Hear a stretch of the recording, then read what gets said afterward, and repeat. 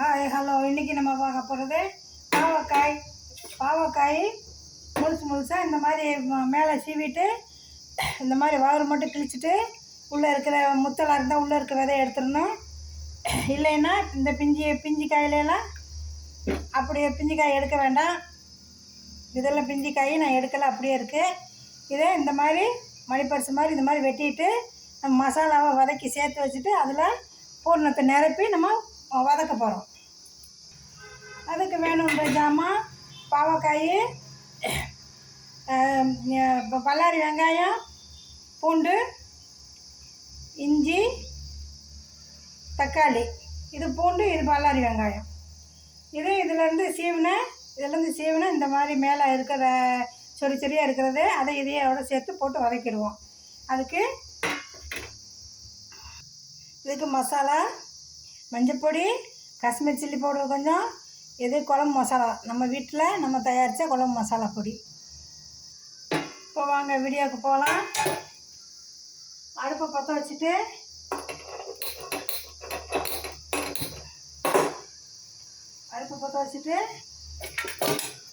வானொலி இதில் மாற்றிக்கணும்.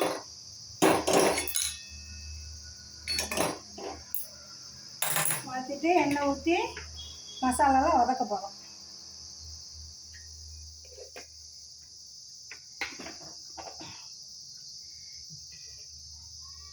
இப்போ இதில் நம்ம இது தாளிக்கிறதுக்கெல்லாம் ஒன்றும் இல்லை. நேராக இது டைரெக்டாக வெங்காயம், பூண்டு, இஞ்சி, தக்காளி இதை போட்டு நல்லா வதக்கிடணும்.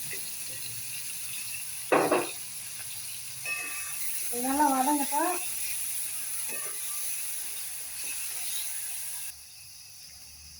இந்த காய்க்கான உப்பை இந்த காய்க்கான உப்பை நம்ம இங்கே போட்டுறோம்.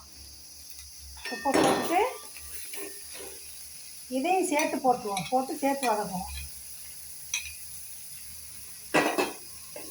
இது வதங்கின பின்னாடி நம்ம இந்த மசாலாவை சேர்த்து வதக்கணும். இப்போ இது கொஞ்சம் வதங்கிடுச்சு. நம்ம இந்த மசாலாவை போட்டுருவோம். போட்டு கொஞ்சம் தண்ணி விட்டு வதக்குவோம். இதுக்கு முன்னாடி ஒரு போட்டிருக்கேன் நான். அதில் புளி போட்டிருக்கேன், இதில் புளி போடலை. இதில் ஒரு தக்காளி போட்டிருக்கேன், ஒரு சின்ன தக்காளி. வதங்கட்டும் நல்லா.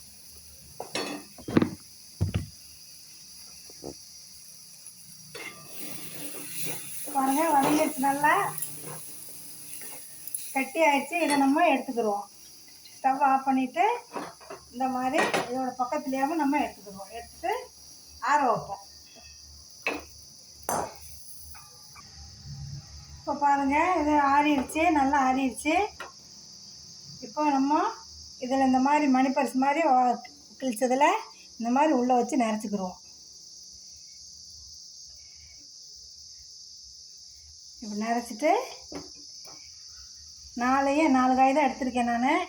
நாங்கள் 2 பேர் தான் இருக்கோம், அதனால் 4 காய் போதும். இந்த மாதிரி நிறச்சாச்சு.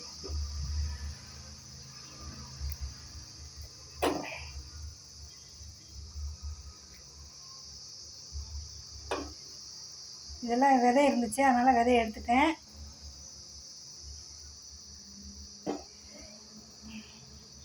இந்த காயை இந்த மாதிரி நிறச்சாச்சு.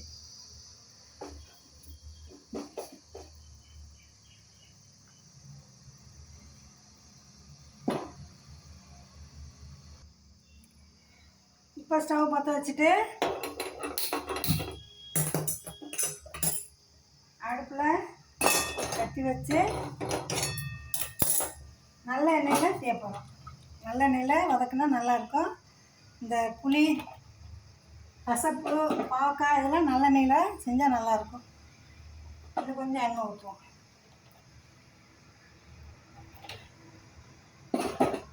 சட்டி சூடாகட்டும்.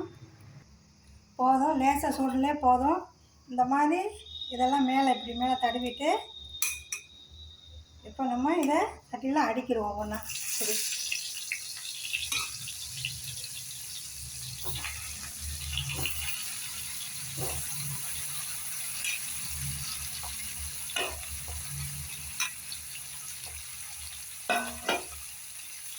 அப்படியே இதை மூடி வச்சுருவோம். சிம்மில் வச்சு மூடி வச்சுருவோம். இப்போ பரட்டக்கூடாது, கொஞ்சம் வேகட்டும், அது மாதிரி பரட்டுவோம். இப்போ கொஞ்சம் திருப்பி விடுவோம். அப்படி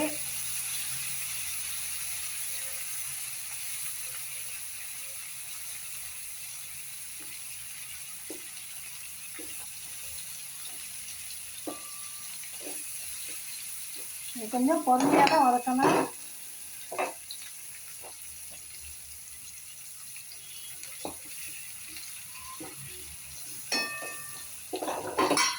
மூடி மூடி வதக்கும், நல்லா வதங்கும். இது நல்லா சிம்மிலேயே வதக்கணும். இந்த மாதிரி சமையலுக்கெல்லாம் ரொம்ப எண்ணெய் பிடிக்காது.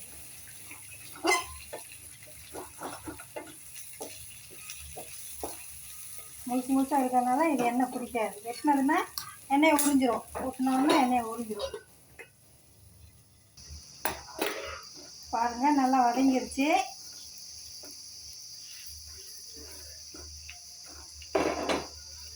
நல்லா வதங்கிருக்கு, முடிஞ்சிருச்சு.